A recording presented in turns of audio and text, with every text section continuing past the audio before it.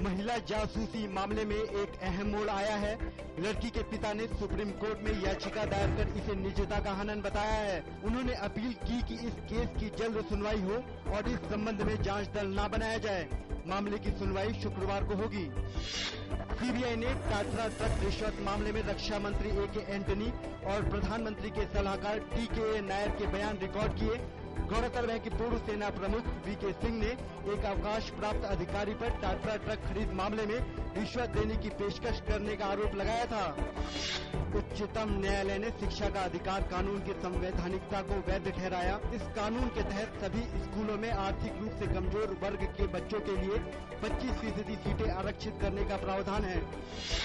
CBI निदेशक रंजीत सिन्हा ने भ्रष्टाचार निरोधक कानून पर सुप्रीम कोर्ट के फैसले का स्वागत किया। सुप्रीम कोर्ट की संवैधानिक पीठ ने आज कहा कि सीबीआई को भ्रष्टाचार निरोधक कानून के तहत वरिष्ठ नौकरशाहों के खिलाफ जांच के लिए सरकार से मंजूरी लेने की जरूरत नहीं है। लोकसभा चुनाव के 8वें चरण में कल वोट डाले जाएंगे। इस चरण में कल 7 राज्यों की 64 सीटों पर मतदान होना है। इसके साथ ही आंध्र प्रदेश के सीमांध्र क्षेत्र में विधानसभा की 175 सीटों पर भी बुधवार को वोट डाले जाएंगे। 8वें चरण में मतदान सुबह 7 बजे से शाम 6 बजे तक चलेगा। बिहार के नक्सल प्रभावित इलाकों में मतदान शाम 4 बजे समाप्त हो जाएगा। शांतिपूर्ण और सुचारू मतदान के लिए व्यापक इंतजाम किए गए हैं। निर्वाचन आयोग ने राज्यों के चुनाव अधिकारियों को नए निर्देश जारी किए। आयोग ने कहा है कि वे उम्मीदवारों के चुनाव एजेंटों की शिकायतों पर तत्काल कार्रवाई करें। आयोग ने यह भी कहा कि महत्वपूर्ण अधिकारियों के टेलीफोन नंबर मतदान केंद्रों पर उपलब्ध कराए जाएं। पूर्व मुख्य चुनाव आयुक्त एस.वाई. कुरैशी ने विभिन्न दलों के नेताओं के अभद्र भाषा का इस्तेमाल करने पर चिंता जाहिर की है। उन्होंने कहा कि नेता चुनाव प्रचार के दौरान व्यक्तिगत हमले कर रहे हैं।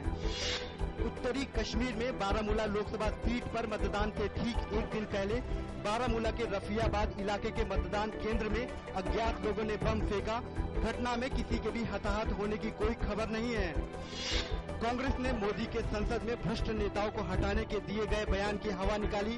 कांग्रेस नेता कपिल सिब्बल ने गुजरात सरकार के मंत्री पुरुषोत्तम सोलंकी का हवाला देते हुए कहा कि तमाम सबूतों के होने के बावजूद भी कार्रवाई को अंतिम समय तक टाला गया।